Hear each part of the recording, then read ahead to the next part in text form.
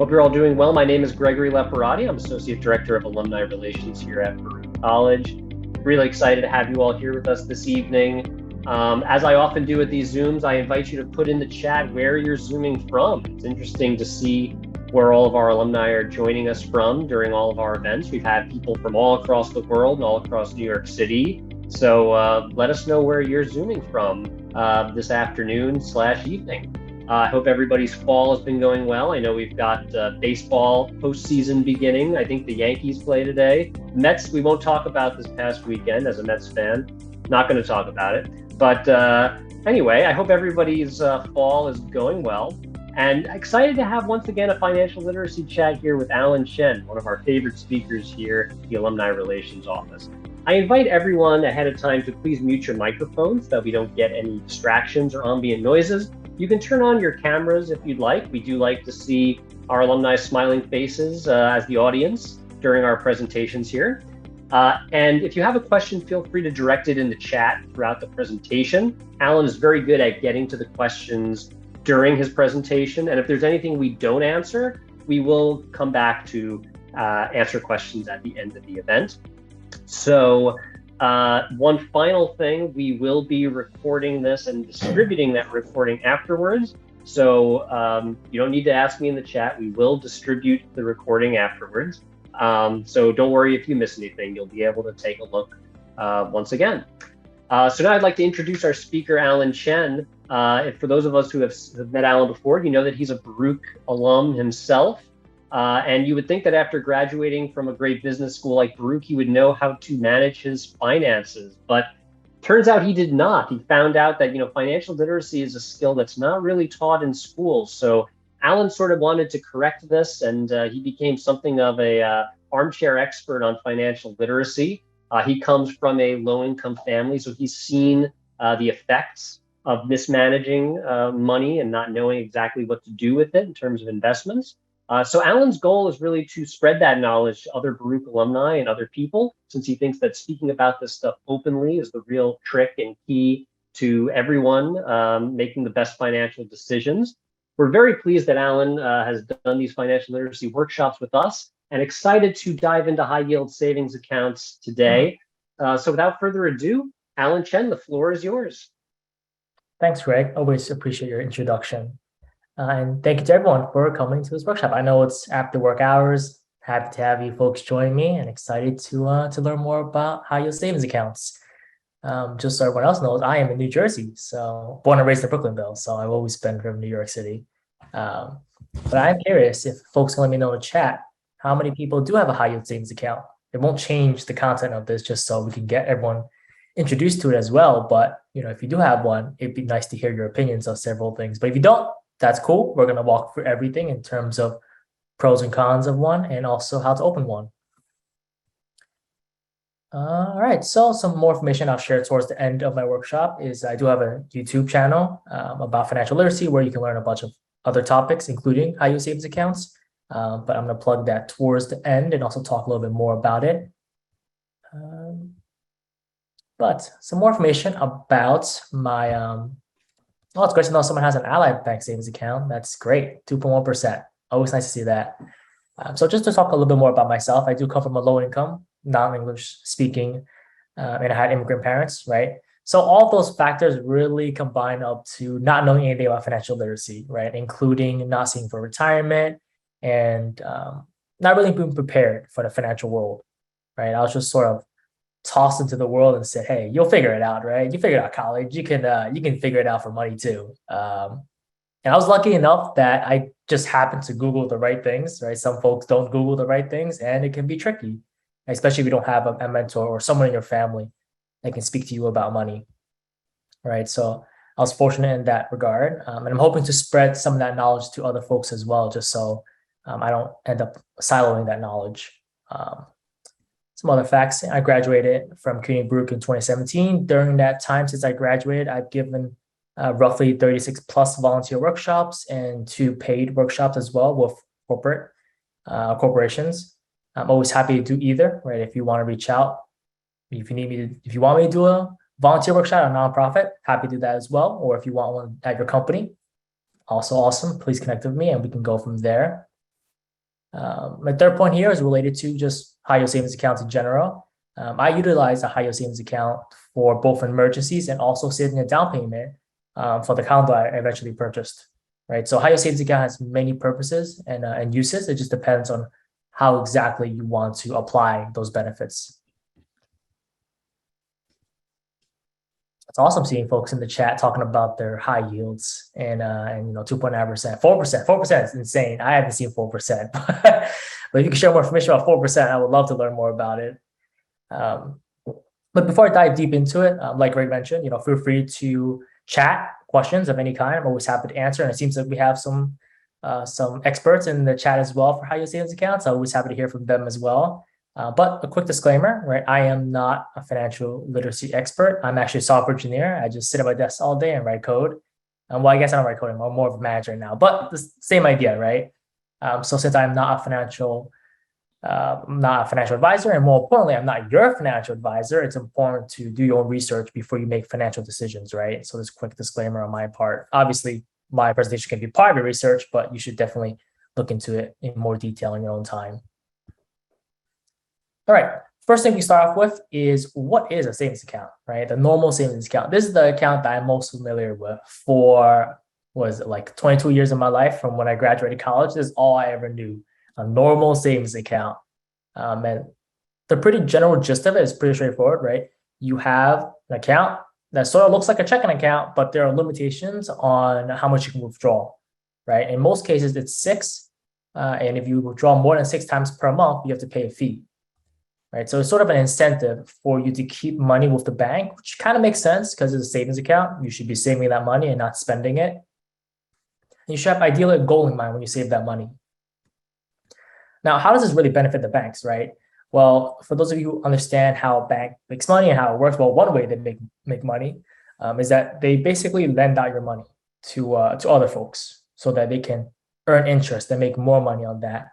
And then every month in your savings account, you would normally see in your statement, you will earn interest, right? The bank basically pays you a few cents to sort of encourage you to stay with them, provide you an incentive to stay with them and to not withdraw your money. If you look at this nice diagram here, you can sort of get an idea about how that really works. I'm sure from this diagram, you can tell who's who, but just to illustrate it throughout. So in the blue in the bottom left corner, you have us folks, we deposit money into a savings account with the bank.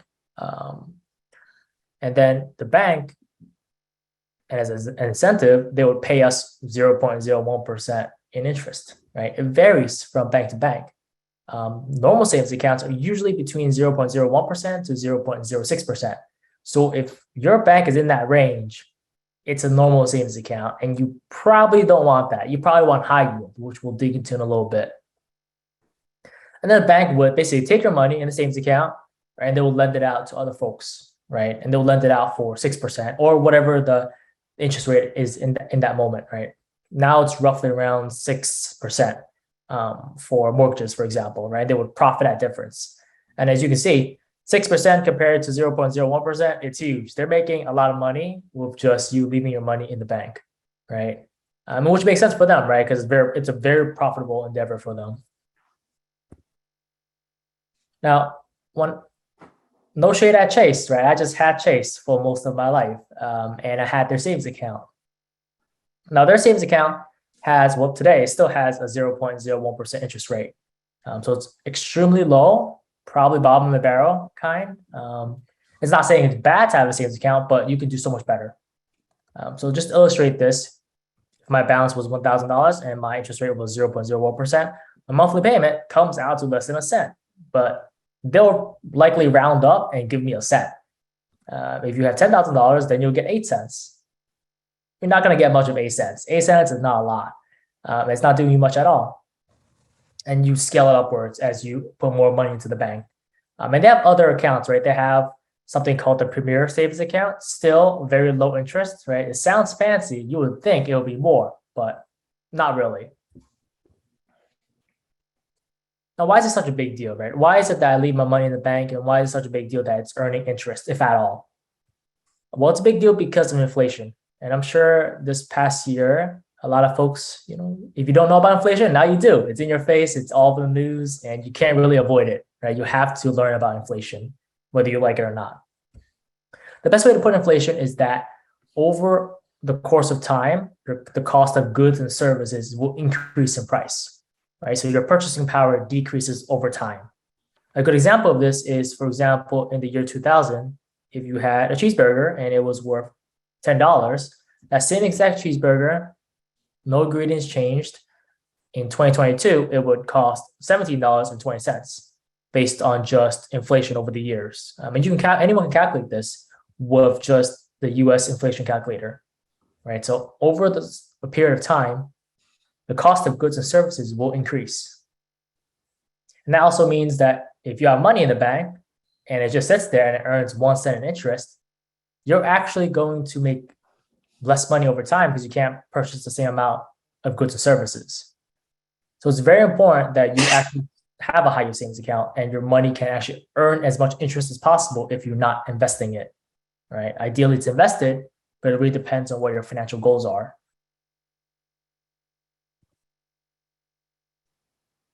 All right, so this is a high yield savings account, right? Just to compare the differences between the two and how stark that difference is. So for a normal savings account, your interest rate roughly 0.01 to 0.06. A high yield savings account roughly is around 2.15% right now. And that's like, I would say, the minimum you can go for. There are other accounts like folks have illustrated in the chat that are much higher, right?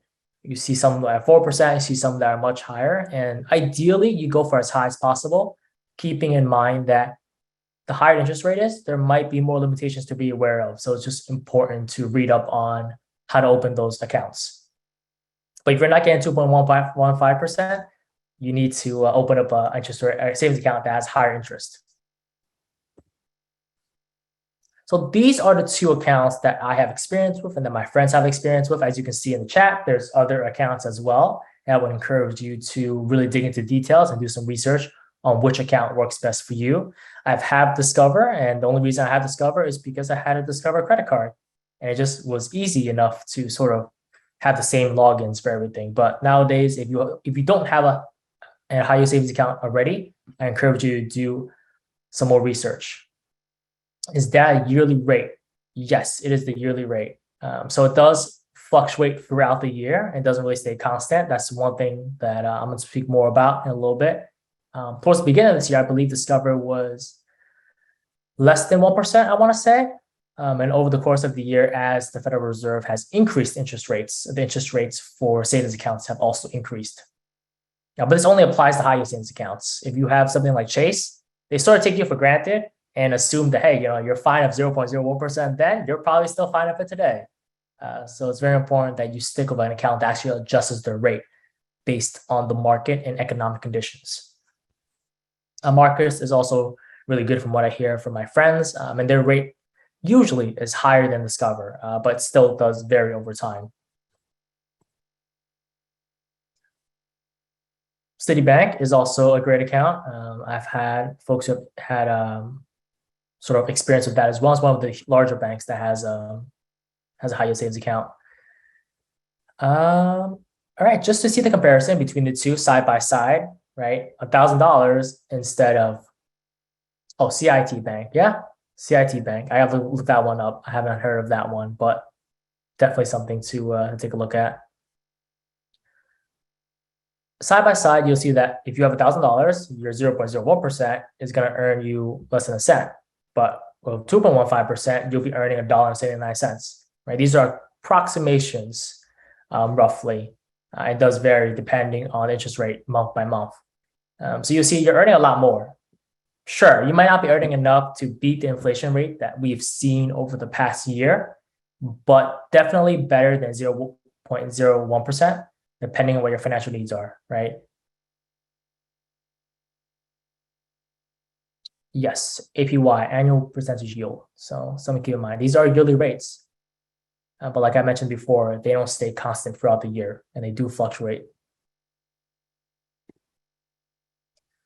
All right, the benefits of a high yield savings account. Well, there are a couple that we should be aware of and should take into consideration when we are comparing high yield savings accounts along with both a savings account and just in general other investments, right, that can grow our wealth. The first thing here is it's FDIC insured up to $250,000. Nothing special. You'll see this line. It's sort of a minimum bar when it comes to opening up a checking account or a savings account, right? You want to make sure that these accounts are FDIC insured, which basically means that the government insures your money up to that amount. If anything were to happen in a sense that the company loses your money for whatever reason, right? So that's something important to keep in mind and definitely you should be aware of. If you're looking at how your savings account and it's not FDIC insured, or you can't find those words on the site anywhere, it's probably not a good high yield savings account, right? Just because there's a more risk associated with it. A second thing is the most obvious part. It's high interest. If your high yield savings account is not high interest, then you're probably not getting a good deal on that. Wow, aspiration.com, earn up to 5% APY when you spend 1K a month. Yeah, so there's a lot of high yield savings accounts up there, or like alternatives to it. I think it's important to keep in mind, like there's going to be restrictions here and there, especially if the APY is higher, the interest rate's higher. There's going to be trade-offs and things you have to keep in mind of.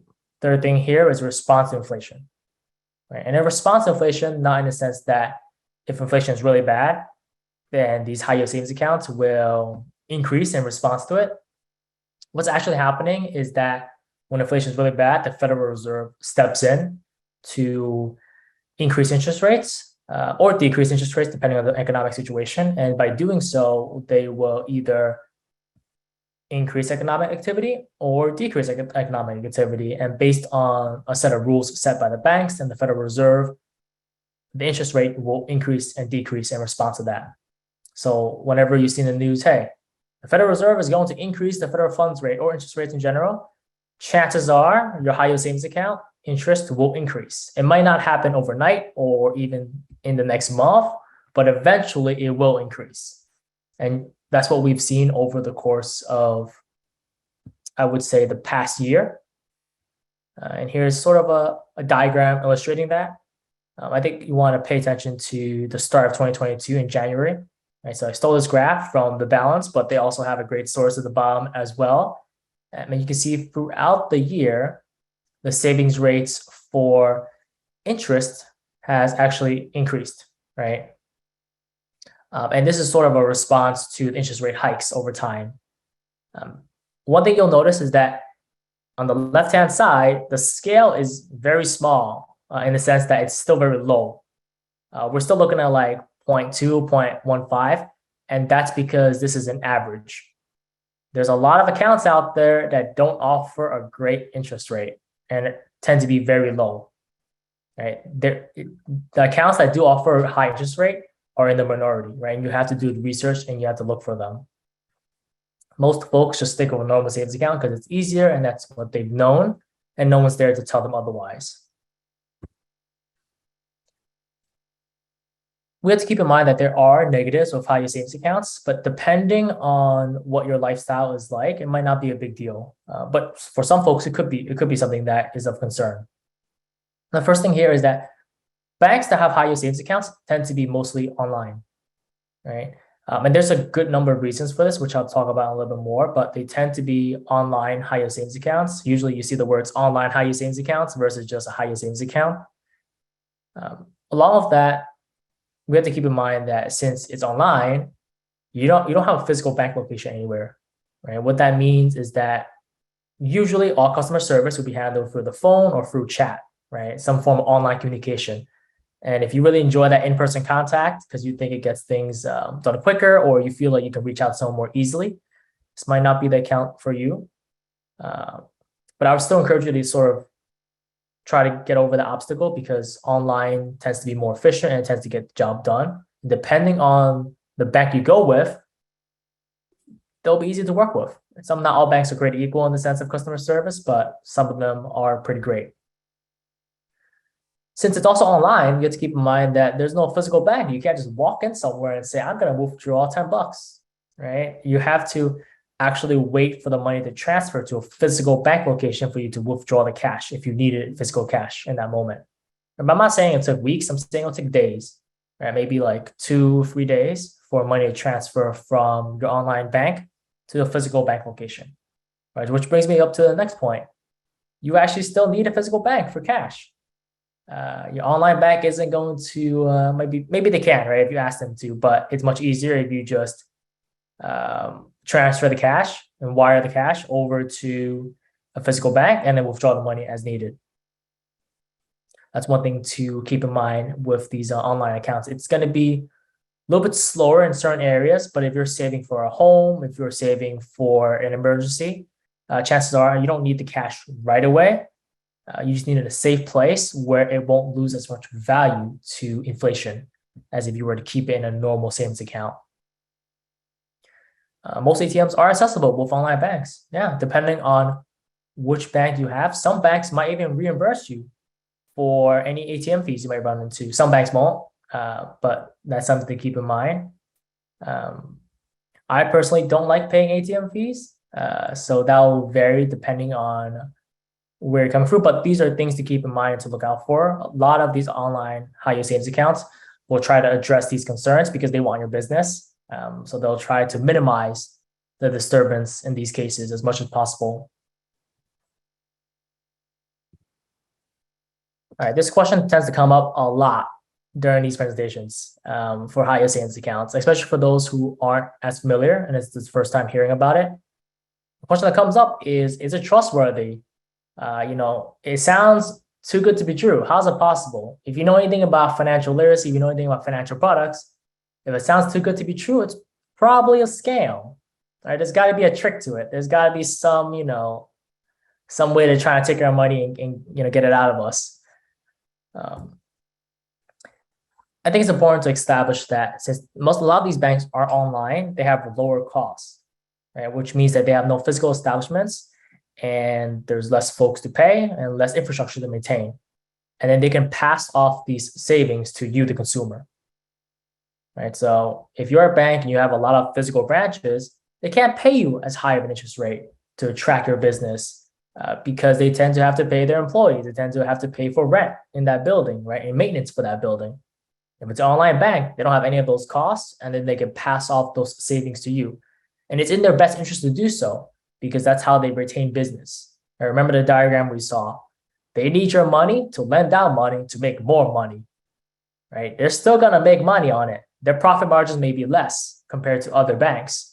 But for them, it's more money I have in the bank, the more I can lend out. And I can still make money on that, right? They're trying to be competitive with other more established banks that tend to pay lower interest rates and don't really have an interest in increasing those rates.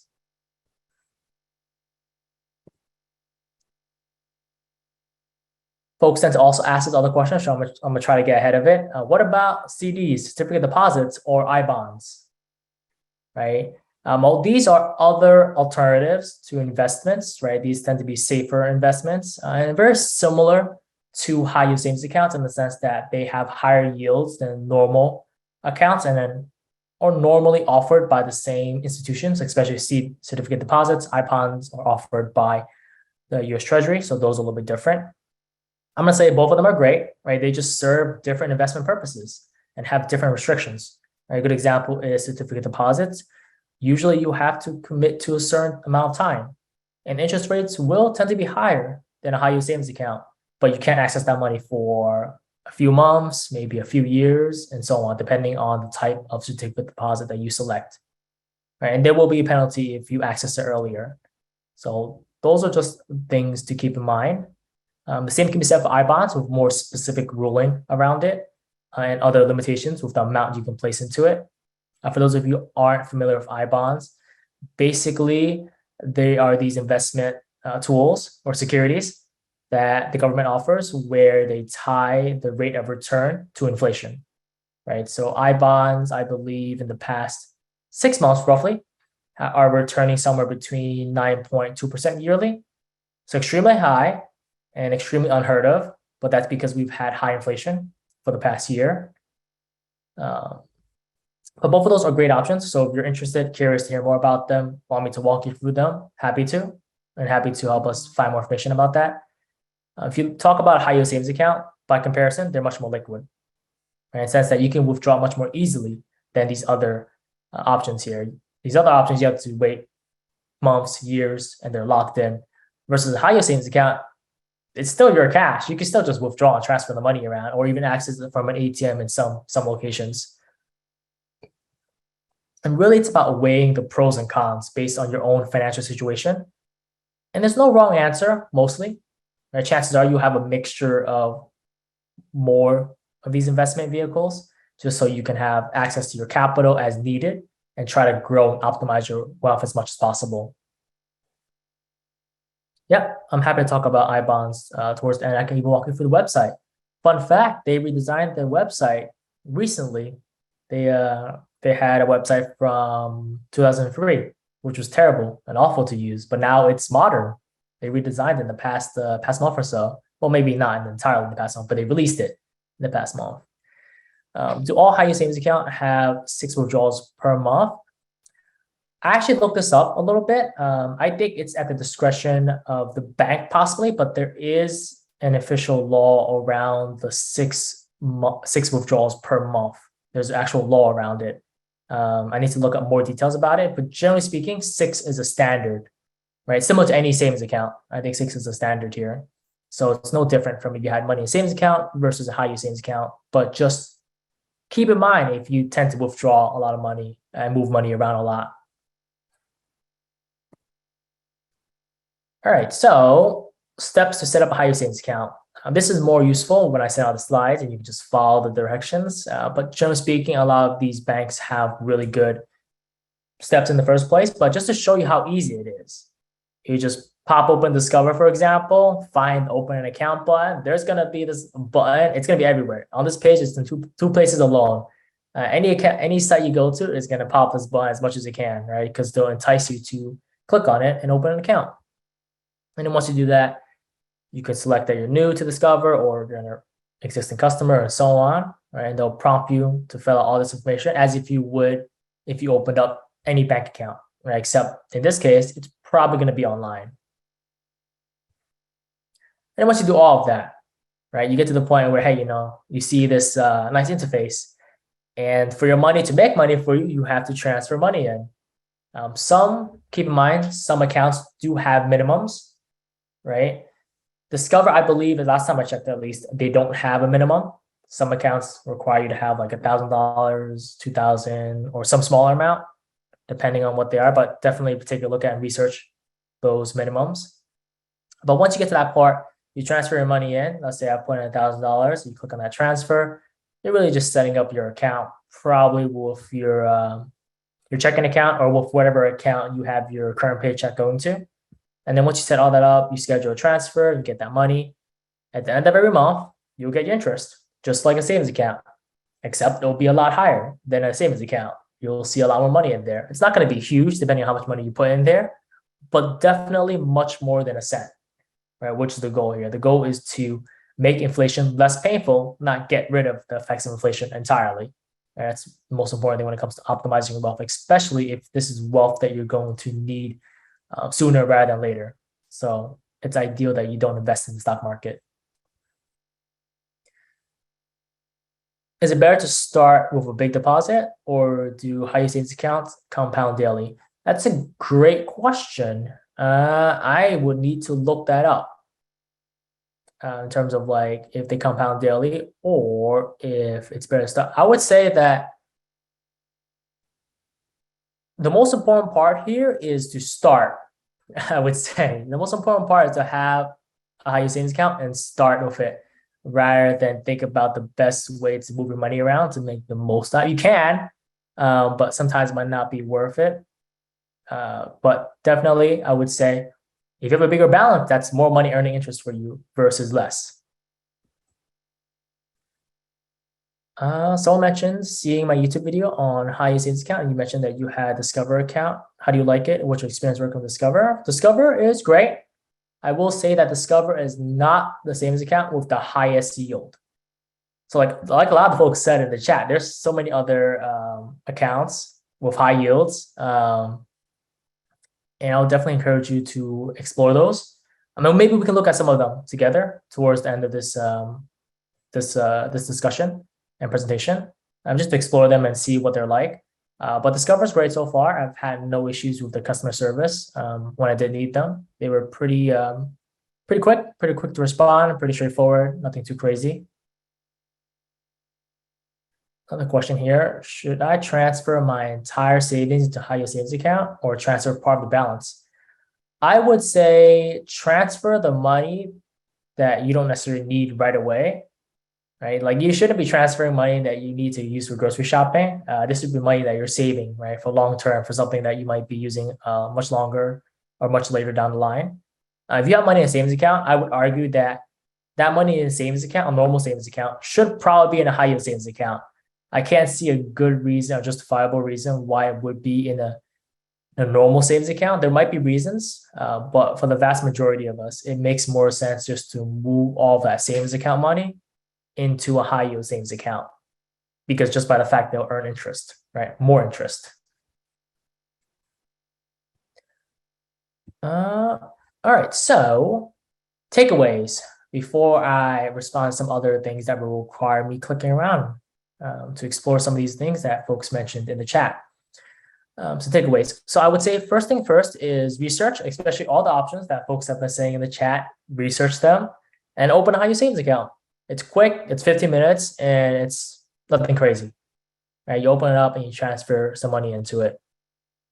The second thing here is definitely consider other low risk investments, right? I have linked here, but it's an official link from, I believe it's the Federal Reserve, right? Or some government entity where they describe, actually it might be the Securities and Exchange Commission, but either way, they'll talk about various low risk investments, the pros and cons of them. And you should definitely take a look at them. You know, there are other options for low cost, or actually low risk investments besides a high yield savings account that might, you know, return more. Keep an eye on inflation because their cost of living is going up. It's been going up for the past year, much worse than expected. And the last point here is, you know, with inflation, keep in mind that you can only do so much with a high yield savings account. It's gonna make inflation less painful, but it's not gonna make you so much more money that inflation is not gonna impact you, right? So the best thing you can do is make more money, right? So it's important that you try to ask for a raise, especially since considering inflation does reduce your salary, right? And your buying purchasing power, because you basically make less money in a sense because things cost more. What would be the ideal interest rate to match inflation in a perfect world? The ideal interest rate is the interest rate that inflation is, which are what I bonds try to do. So take a look at I bonds because they try to match inflation as closely as possible, and are calculated based on past inflation rates.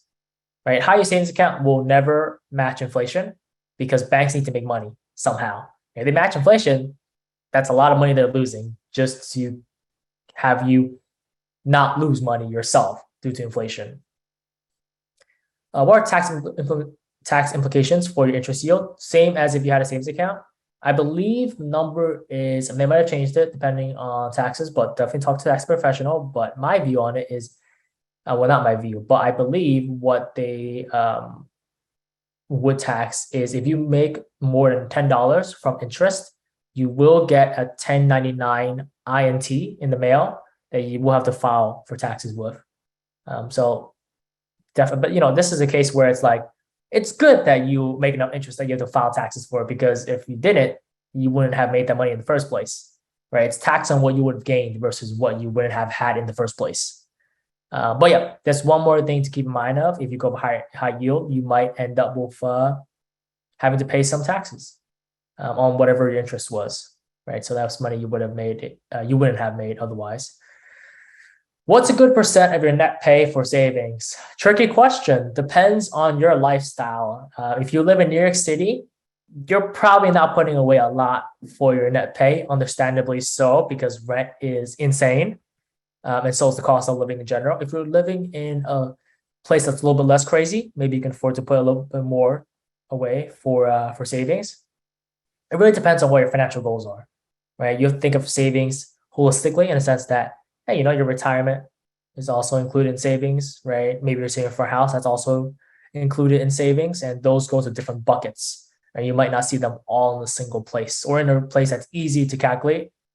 But it's important that you save appropriately for all of your goals, right? And for some of us, that's like, what does that mean, right? That gets a little bit more complicated, and we could talk more about that in terms of what we're looking for. But it's going to be something that's different depending on where you're coming from.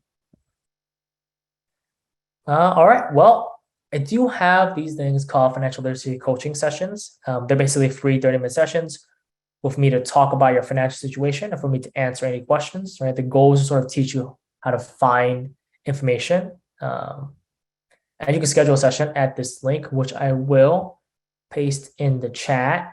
And this, to be fully transparent, this is not, it's not a way to say, pay 30-minute free session and then you got to pay money for the next session. It's always going to be free, and it always has been, and it will be free. The challenge is to find time to book with me. Otherwise, generally speaking, I'm available and I try to help as much as possible. And we can talk about anything, right? If I don't know the answer to it, I'll tell you I won't know the answer, but I'll at least try to help you get started in terms of Googling and maybe pointing you in a direction. Either that's finding a financial advisor or finding a professional who can assist. But yeah, the goal is to help you as much as possible and to sort of give back and volunteer my time. All right. So email, feel free to email me. Always happy to chat, always happy to talk more about things. I do have a YouTube channel, which I will share in the chat in a little bit. My next workshop is on November 15th on a Tuesday at 5:30 p.m., which is about spreadsheet your budget. I'm basically going to share a free spreadsheet template out with folks, and we'll talk through how to budget and how I budget. I'll be transparent in terms of that. And before I start digging all of those questions, let me share out my YouTube channel that I update immediately, sparingly, but hopefully enough so folks can learn. And I saw that some folks have actually looked at some videos, so I do appreciate that. But like the folks always say, like and subscribe and comment if you would like. But yeah, let's dig into some of these questions. Very cool. Thank you, Alan. And you guys definitely want to check out that spreadsheet your budget webinar coming up, because Alan will provide his own template and everything, so you'll be able to, do it yourself as well afterwards. So that's always a good one. I will provide the RSVP link for that in the chat in just a minute. Go for it, Alan. Take the questions. Yeah. So someone asked, what do you know about DeFi savings accounts? I am not the expert on DeFi savings accounts. For those of you who are curious, the person is talking about, I believe it's decentralized finance. So this is around like the blockchain technologies for savings accounts. And we just do a quick search. Let's see here. Well, all these ads are getting in the way, but let's see down here. Right, so this is how you see me do my research. And DeFi savings, right off the bat, what I can tell you is that they tend to pay you more money, but this is where the risk and return comes into play, right? Since it pays you more money, since the returns are higher, interest rates are higher, the risk also tends to be higher, right? So you have to do more research to figure out which one of these accounts are trustworthy, right? I'm not the expert on DeFi and when it comes to high yield savings accounts.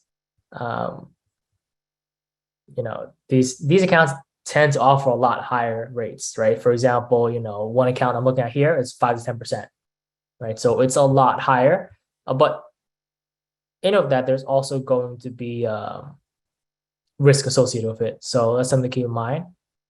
But no, I can't say I'm an expert on that topic, but I still encourage folks to do research, right? You can always, escalate into it, right? You can get a normal high, if you have a normal savings account, go to a high yield savings account. And if you feel like you're looking for a higher return, maybe for more risk, then you should look into a DeFi savings account, right? Decentralized finance savings account. And there's so many options out there. I think the important to keep in mind is that, crypto blockchain is a little new, right? It's a little more tricky. There's probably not as much regulation surrounding that field and area.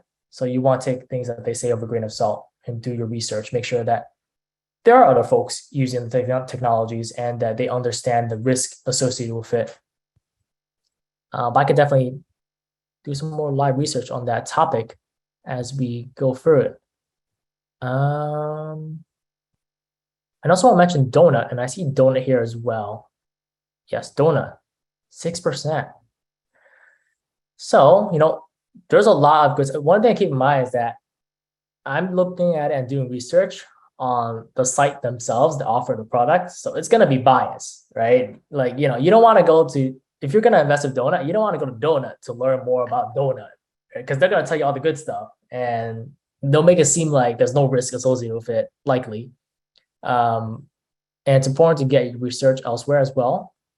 Alan, to that point, I was wondering, a question I had throughout this, when you Google some of these different types of accounts, you get a lot of different stuff, a lot of things that some people here might not have heard of before, and they'll be inundated with these things. Is there a website or any sort of aggregator that compiles like user reviews of different accounts or things where you can trust other people's reviews, that type of thing? Yeah. I would say that the site that looks the most professional when it comes to putting everything together is Bankrate. But do keep in mind that it's going to be biased in a sense that, sure, they'll tell you about accounts, but they're probably getting some kickback associated with it. Right? That's a long link, but the idea is still there, right? They're probably getting a kickback associated with it. Whenever you click on a link, they'll get money back for that. The best research is always an unbiased point of view, right? NerdWallet is great, but they'll probably also get a kickback. I personally try to type in something like, I like Reddit because it's anonymous and you can guess a lot of information from it. But you also want to take that with a grain of salt, but also good to have in your research, right? So you can type in your bank that you're looking at and type in Reddit and you'll find people giving reviews on it. But it's a little bit like unofficial. If you were to look for a more official source around it, you could definitely look for government resources, right? So the Consumer Financial Protection Bureau is a great resource, very public, very government focused. And the goal of this site is to really protect you from sort of scams, right? And they do have great tools to sort of help you research, hey, is this bank trustworthy? And there's a place called the Customer Complaint Database. And here you can basically take a look at complaints folks have made over the years, right? You can put in a zip code, you can put in a company name, right? Chase, I don't want to pick on Chase, but the bank I'm most familiar with. You can put that in and you can find it. If your bank isn't listed here, it can mean, one of two things, right? The first thing is that not enough people use it. Or the second thing is that it's not legitimate, right? So, there's pros and cons to both of those. But if enough people use it, then it should show up here because there's no bank that can go without complaints. There's no such thing. There's banks that have less complaints because they have great customer service. So that's something to be aware of, but definitely check out CFPB and check out the Consumer Complaint Database, especially if you're not too sure if it's a scam or not, right? You'll get an idea from looking at the data. What else we got here? Why do Bankrate and NerdWallet show the low API ones of 2 or 3% when there are higher API offerings? Just like I said, because they get a kickback for showing those, right? The 2 or 3% ones are probably paying Bankrate and NerdWallet to advertise on their platform. It's a great place to get started in terms of if you've never touched a high-yield savings account before, check out those sites because trustworthy, someone's willing to accept money from them to advertise on their site, right? There's many implications to that.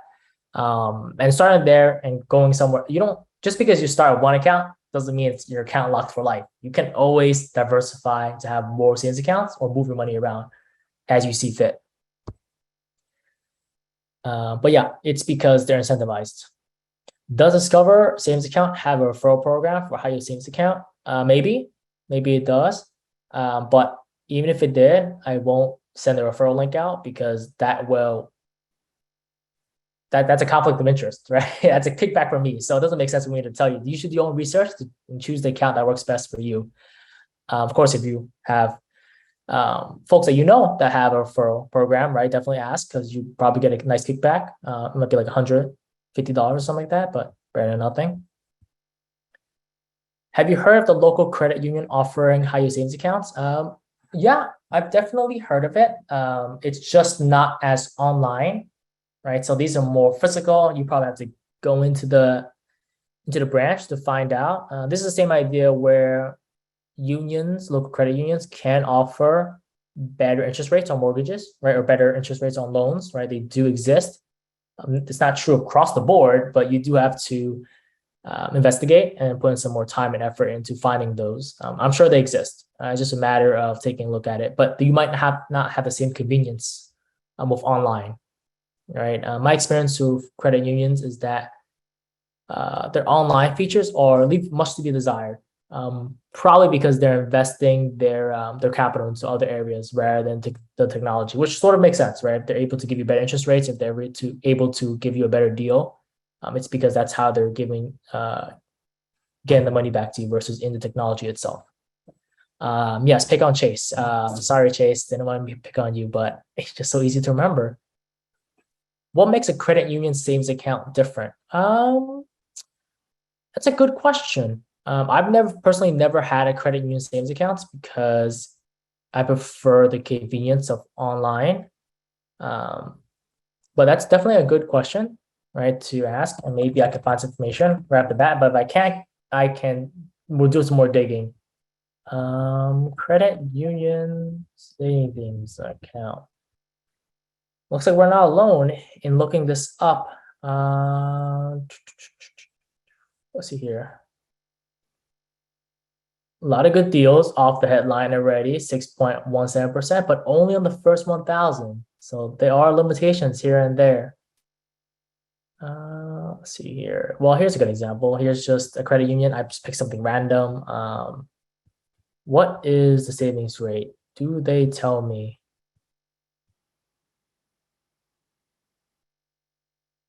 They're making me work for the savings rate. And could be better than Chase, right? But definitely not what you would see for online. And realistically speaking, right, it's gonna be hard to compete because credit unions are gonna have, chances are they're gonna have a physical location, and a physical location means that they have costs, right? They have to pay additional costs to maintain their business, and then they can't give you back the savings they would have gotten if they were online in the form of a higher APY or a higher interest rate. Right, so you could do your research. You can take a look around. Right, if you prefer credit unions, definitely take a look and see if they do offer higher APY. But it's going to be difficult based on the business model and how they operate. I own a business. What do you know about business savings accounts? I'm definitely not the expert on that, so I'm not going to comment on that. I'm sure. I mean, I would be curious about if there actually are business high yield savings accounts, right? And the purpose those accounts would fulfill for a bank. I haven't seen one in my explorations, but I haven't looked too hard to them.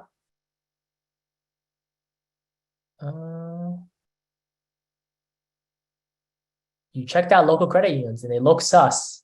Yeah, some financial companies look kind of sus, but if they're insured, I would say that that's a good indicator.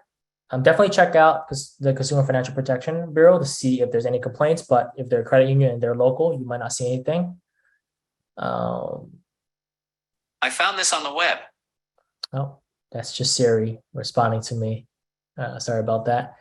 I have a retirement account, an IRA on Chase. Is that a bad idea? It depends on IRA. Right? The first question I would ask is, are you paying fees for having an IRA on Chase? I know that some folks do have IRAs with Chase, and conventionally speaking, most folks have IRAs with the larger brokerage accounts like Fidelity, Vanguard, or Charles Schwab. Right? Those are the top big ones. There's others as well that tend to be strictly brokerages. But I would start by figuring out, are my investment options good on Chase? And also, what are my fees on Chase? Right? Do you have fees for your IRA? Is there a minimum for the IRA? And trying to understand those would be the key points here. Personally, I have an IRA for full transparency. I have an IRA with Vanguard, right? And they've been great. I had an IRA with Charles Schwab. They've been great too, right? Very seamless. Fees are basically non-existent except for the investments in the mutual funds that I am invested in.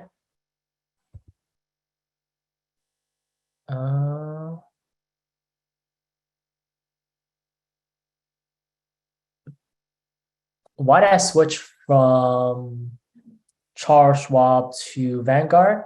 No reason in particular. It was just easier for me to consolidate the accounts into a single place. There's no real pros and cons between the two of them. If I were to go for the lowest fees as possible, I probably would have gone with Fidelity, but it's like a 0.01% in difference in fees. So it's an option, right? But it just happened that I opened up a Vanguard and I want to shift all of my IRAs to a single account.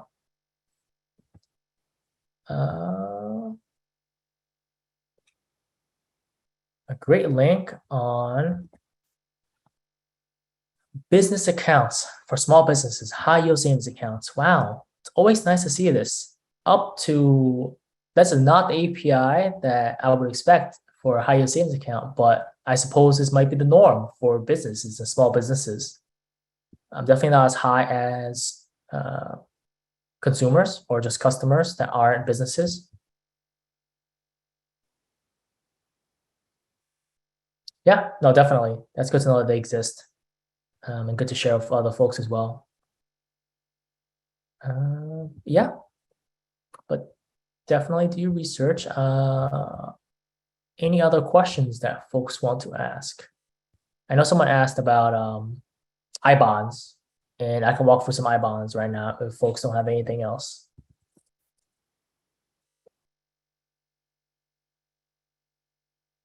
All right, I-bonds.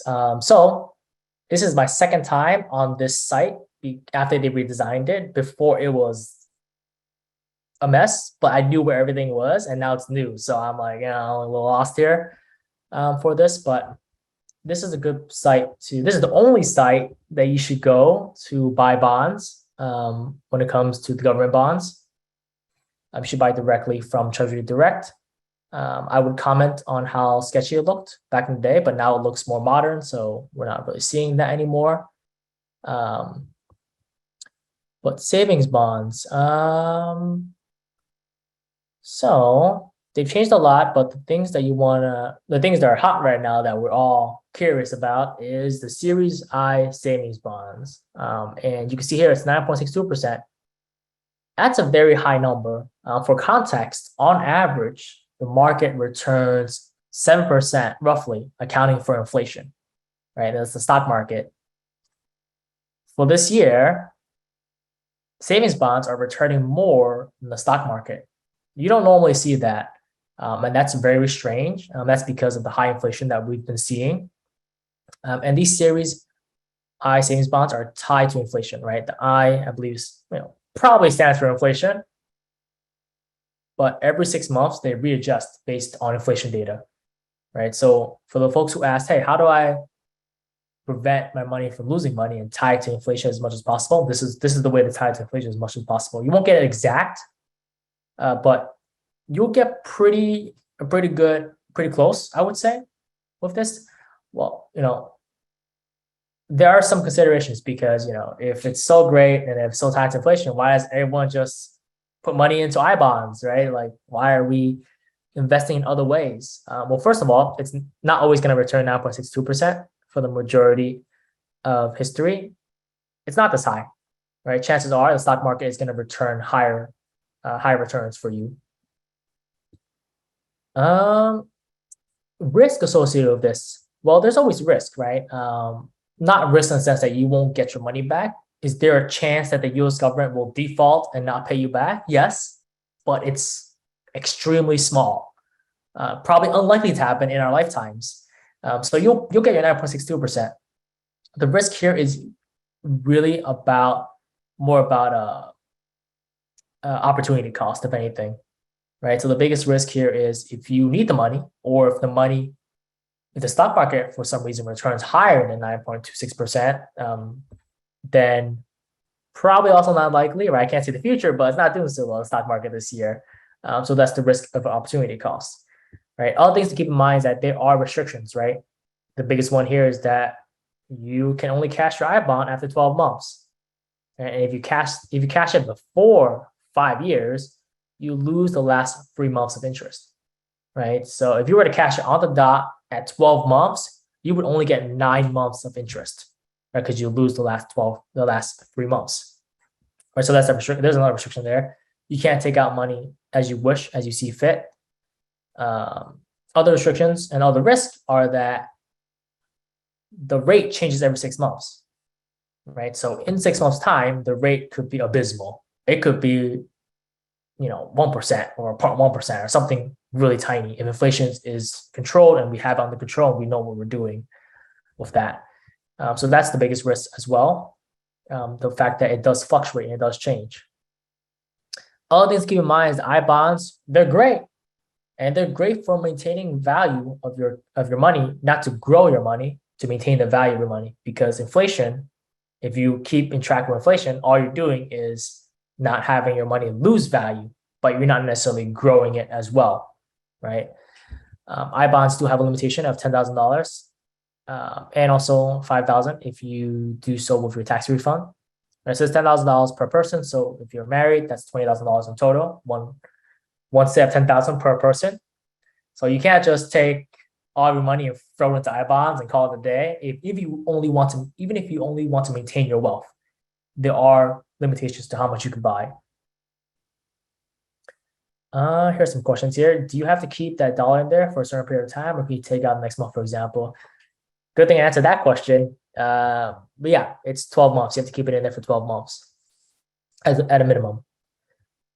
The rate would change based on the federal, what will force it to change? So the rate would change based not on, the rate would change based on inflation data, right? So it's changing based on the economy, really, and how it responds to inflation. So if inflation is terrible and it continues to be terrible in the sense that it's really high, then the I bonds will continue to be high, right? The Federal Reserve is trying to bring inflation down by increasing interest rates. So their goal is to actually drop, indirectly is to drop the return rate of savings bonds, right? Because the higher the rate is, the worse inflation is. So generally speaking, we would like to see this rate trend downward in the future because that would be good for the economy. Is there anything that can be done with a few Series E bonds in $50 increments obtained more than 7 years ago, maybe at most 10 years, but the male pieces are now missing? That is a very specific question that you're asking regarding bonds and how much information you have on those bonds. I would say that you should check out this contact us button and reach out to the good folks at Treasury Direct to see what you can do in your exact situation, especially if you have pieces that are missing from the bonds. It's probably recorded electronically somewhere, but I don't want to say that for sure, but definitely reach out to them and find out what you have access to in terms of your bonds. I know that there's been folks with bonds in various states of statuses, but they're able to retrieve for whatever reason, but definitely not a question that I can necessarily answer, but you should definitely reach out here. It's not a lost cause until they say it's a lost cause. So reach out and find out more information. But I'll put this link in the chat as well.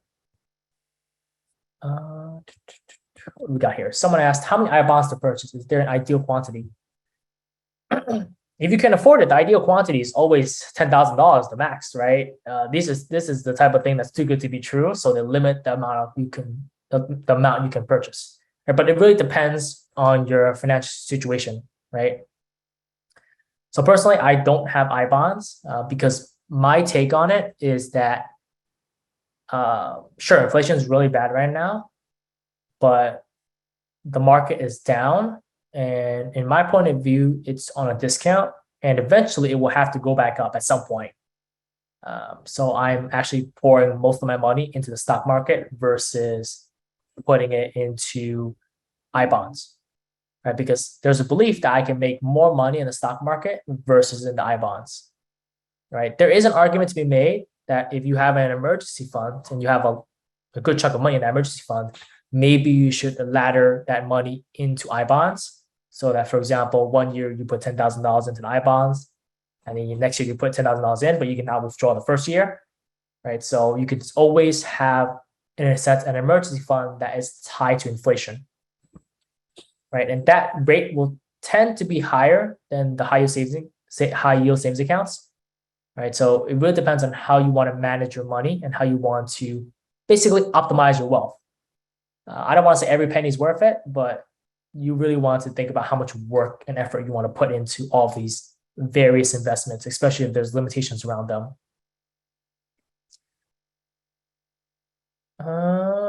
Why can't I open an entity for X dollars, get an EIN, and buy as many I bonds as I want?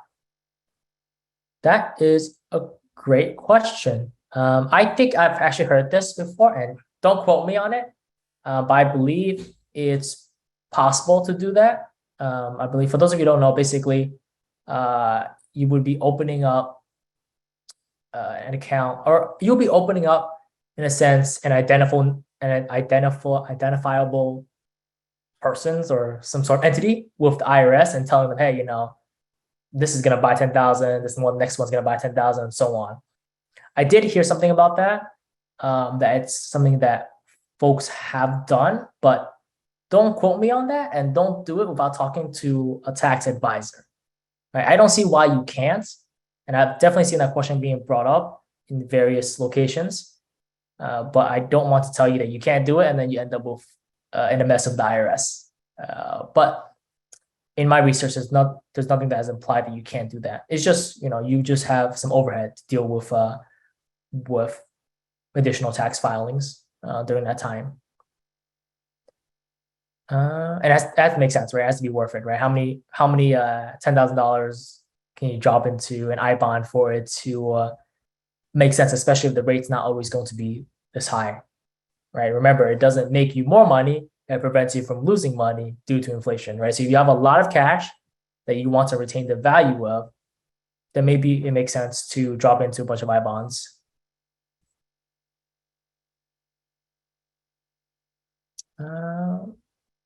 Any other questions? Yeah, that's a great point. Would rather invest it, which is personally my take on it, and that's why I'm investing most of my money now. Not to say that you should do the same thing, but just something to keep in mind. Would you recommend banking at multiple banks, checking and savings accounts? I would recommend understanding. If I personally like to keep my accounts as close-knit as possible to have less logins, but if there's a good reason to have other accounts, because, for example, a higher interest rate, then go for it, right? You just have to justify having an additional account and a login to be aware of, right? And also an additional account for tax filing purposes if you do make enough money in it due to interest or for whatever reason, right? There's nothing wrong with having multiple accounts. I have multiple accounts too. It's just a matter of justifying managing all of that. Someone asked, how do you learn how to start investing in the stock market? You can check out a video or a presentation I did in the past. I think Greg might have it handy. Yes, indeed. I will share that link. We did a webinar on this topic not long ago. Was it this year or last year? I think it was this year. I think there's one about investing in mutual funds, right, which is a good place to start, but definitely lots of other investment options out there. But if you find that you want me to talk more about it, right, send me an email. Maybe I'll do a YouTube video about it. Maybe I'll just do the workshop again, right? I could definitely do that as well. How does it affect your credit score if you have multiple savings accounts? To my knowledge, it does not. To my knowledge, your savings accounts do not affect your credit score at all. You can open a ton of savings accounts, right? I think it will only impact your credit score if for some reason the bank needed to do a credit check, and it's a hard pull. I can't see why they would, because historically they haven't done one for me. But usually, if you open an online account and they have to do that, they'll tell you. I believe they're legally required to tell you that they're going to do a hard pull on your credit report and your credit score. But generally speaking, it doesn't really impact. I think you're thinking more about credit cards versus savings accounts. Is there an issue if you have an account with multiple banks? I would say not at all. You don't even have to tell the other bank. Chances are, if you ask Chase that you're planning to open up a high yield savings account, they probably will not even suggest or tell you the best approach to that, because basically they're losing your business, right? A bank without a high yield savings account would never tell you about a high yield savings account, because essentially they would be losing business to another bank, right? So don't necessarily need to know, I would say.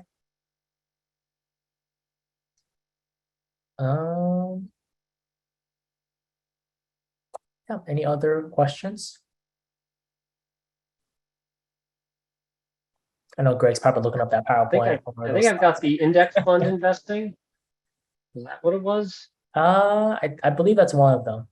I've got a link I've shared to the index fund investing event that we did. Yeah, I'll continue to look around. Yeah, I think that should be pretty sufficient. Yeah. How do I reach you? You can reach me through a financial literacy coaching session, or you can reach me via my email. Happy to chat either or. You can also leave a comment on YouTube. I usually try to respond to those as much as possible, assuming you want your question to be shared with folks, but if not, definitely email or schedule some time to chat. My email address is on the screen that I'm sharing, but I will post it here as well. Thank you very much, everyone. Thank you, everyone, for joining us this evening. Thank you, Alan. Always very interesting. Thanks to everyone for your participation, for your great questions. Thanks again, Alan. We look forward to our next workshop on November 15th, talking about Spreadsheet Your Budget. Should be a good one. And I hope to see all of you at that event and other alumni events soon. I hope you all have a great rest of your evening. We'll share the recording shortly after in a few days, and look forward to seeing you again soon. Thank you again, Alan. Any final words? Yeah, I saw there's a few more questions. Feel free to email me or schedule some time to chat, and I'm more than happy to address anything. But yeah, otherwise, thank you everyone for coming. Don't forget to open up a high yield savings account if you haven't done so already.